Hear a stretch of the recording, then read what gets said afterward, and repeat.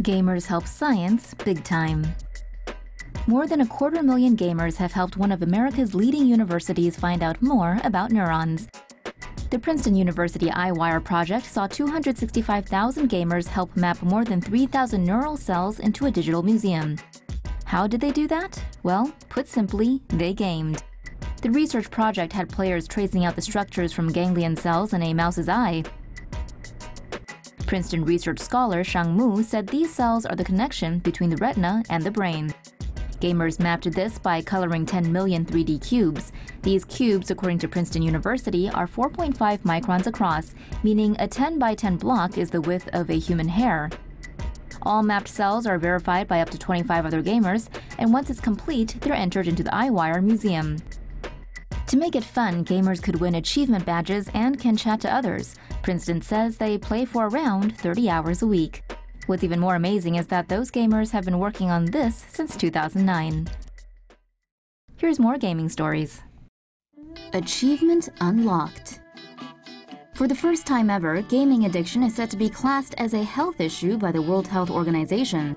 According to a draft definition, symptoms of gaming disorder can include continuation or escalation of gaming despite negative consequences.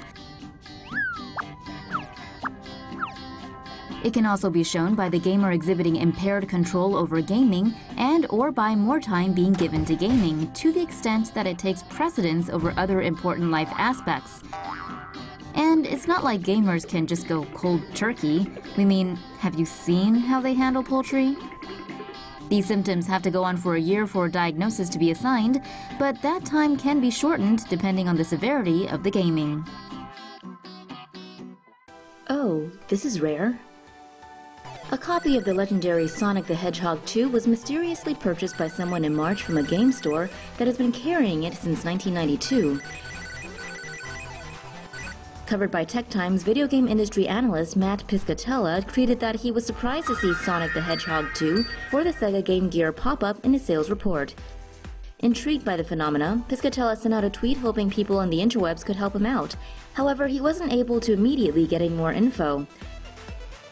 This led to one theory saying that the game popped up in a Toys R Us as a sell-off, which makes sense, no?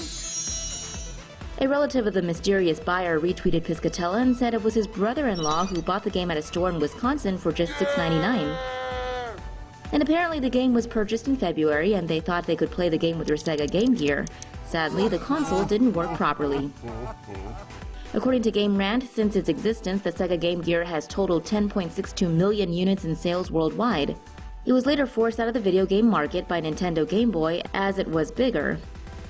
Well guys, do you prefer Game Gear or Game Boy? Blockchain-based GLN wants to battle Steam and Apple Gaming. Let the gaming begin. And sure, another new cryptocurrency couldn't hurt. Game Loot Network Holdings is planning to use blockchain technology to create an alternative gaming market and player reward system to challenge Steam and Apple in the PC and mobile gaming market. GLN will use blockchain to handle transactions and its cryptocurrency Loot as part of its reward system. According to Digital Trends, GLN has raised $2.5 million in pre-sales, but will hold an initial coin offering on May 29th. The company said during a test run, they saw 5 million in transactions and had 65,000 users. GLN will also offer a platform called Build to let independent game developers submit game ideas, story concepts, and demos, which will also allow gamers to support developers using the Loot digital currency. World's hottest PC game to get locked out of China. PlayerUnknown's Battlegrounds may be a smash hit everywhere in the world, but leave it to China to take aim at the survival video game's violent content. Gameplay in Battlegrounds is Hunger Games style. It starts with players parachuting into a desert island, scavenging for all sorts of weapons, and then fighting each other to the death. Last man standing wins. Despite not yet officially launching in China, the game already has a sizable chunk of Chinese players. But with regulators complaining of too much blood and gore, it looks like Battlegrounds won't be getting a license anytime soon. If it does, expect it to be heavily cut and censored to fit socialist core values and traditional Chinese culture. Fun. The Chinese Copyright Association may not be a fan of violently competitive games, but better violent in a game than in real life, which might be the case if the players get fed up with their policing. Game over. A Chinese gamer was recently left paralyzed from the waist down after playing games for 20 hours at a cyber cafe in China's Zhejiang province. According to China's viral news site QQ, the gamer started the marathon session on the evening of January 27th and kept playing till the afternoon the next day. He only realized he could not move his legs when he tried to get up from his chair to go to the toilet. Despite the condition he was in, the gamer begged his buddy to complete the unfinished game while being wheeled away.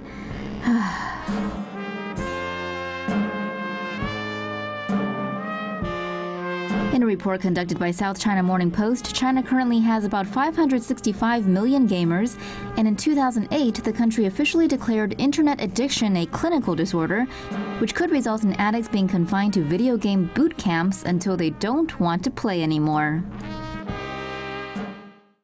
Is Pokemon coming to the Nintendo Switch? Pokemon fans are lit online over alleged leaks of a possible new online-driven Poké title that might be coming to the Nintendo Switch. It all goes back to when game industry scoopster Emily Rogers blogged that the name of the new Pokemon game might be revealed by the end of May. According to IGN, several hours after news of that came out, a 4chan user posted this image. That user claims it'll be a remake of Pokemon Yellow, titled Pokemon Let's Go, with Eevee and Pikachu editions, with said elderly monsters being the starters in each. Interestingly, Red and Blue, characters from the 1996 original, are rumored to return.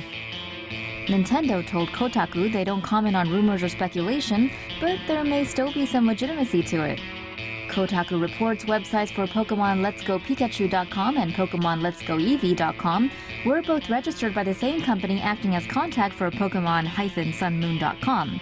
Couple that with an earlier leaked screenshot of an Eevee and trainer riding a Lapras with this tweet from a verified Japanese Nintendo Project Eevee Twitter account, and it seems like the leaks may be legit. The 4chan leak also claims the game will feature integration and rewards with Pokemon Go. The House of N recently announced their paid-for Nintendo Switch online service. Once that goes live in September 2018, online Switch play will no longer be free for games such as Mario Kart.